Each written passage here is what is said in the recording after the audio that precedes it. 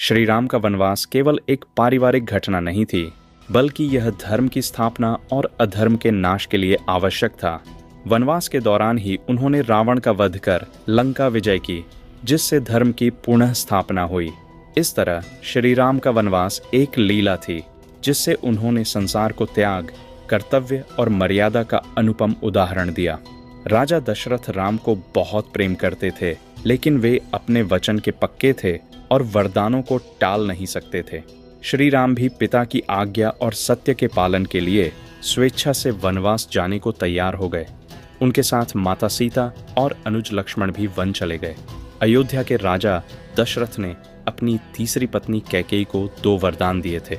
जब श्री राम का राजतिलक होने वाला था, तब मंथरा नामक दासी ने कैकेयी को उकसाया कि वह अपने वरदान मांग ले।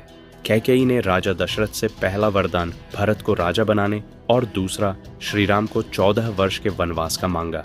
राजा दशरथ अत्यंत दुखी हुए, लेकिन श्री राम ने पिता की आज्ञा को सर्वोपरि मानते हुए वनवास को सहर्ष स्वीकार कर लिया।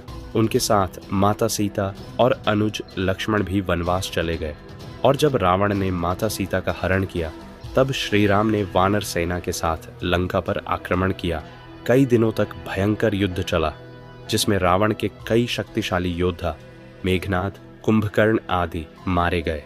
रावण को ब्रह्मा जी से वरदान प्राप्त था कि देवता, दानव और अन्य प्राणियों से उसकी मृत्यु नहीं होगी, लेकिन उसने मनुष्यों को तुच्छ समझकर वरदान में उनका उल्लेख नहीं किया।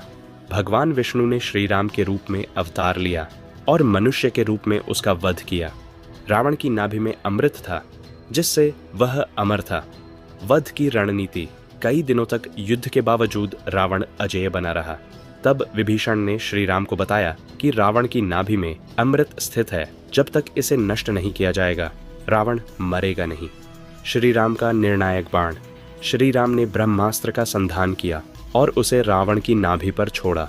अमृत सूख गया और रावण मृत्यु को प्राप्त हुआ। रावण वध का महत्व यह सत्य, धर्म और न्याय की विजय का प्रतीक है। अहंकार और अधर्म का अंत सुनिश्चित है, चाहे व्यक्ति कितना भी शक्तिशाली क्यों न हो। श्री राम ने क्षमा और मर्यादा का आदर्श प्रस्तुत किया, क्योंकि उन्होंने रावण के मरने के बाद विभीषण से उनका अंतिम संस्कार करने को कहा। इस प्रकार रावण वध केवल एक युद्ध की समाप्ति नहीं थी, बल्कि धर्म की पुनः स्थापना का महायज्ञ था। विभीषण को लंका का राजा बनाया। रावण के वध के बाद श्री राम ने उसके छोटे भाई विभीषण को लंका का नया राजा बनाया। विभीषण धर्मपरायण और श्री राम के भक्त थे, इसलिए उन्होंने लंका का राज्य संभालने की जिम्मेदारी दी। माता सीता की अग्नि परीक्षा। जब श्री राम ने माता सीता को रावण से मुक्त कराया, तब उन्होंने यह सिद्ध करने के लिए कि वे पवित्र हैं, अग्नि परीक्षा देने को कहा। माता सीता ने अग्नि में प्रवेश किया और अग्निदेव ने उन्हें सुरक्षित बाहर निकालकर उनकी शुद्धता प्रमाणित की। अयोध्या वापसी। राम राज्याभिषेक। श्री राम, माता सीता और लक्ष्मण पुष्पक विमान से अयोध्या लौटे।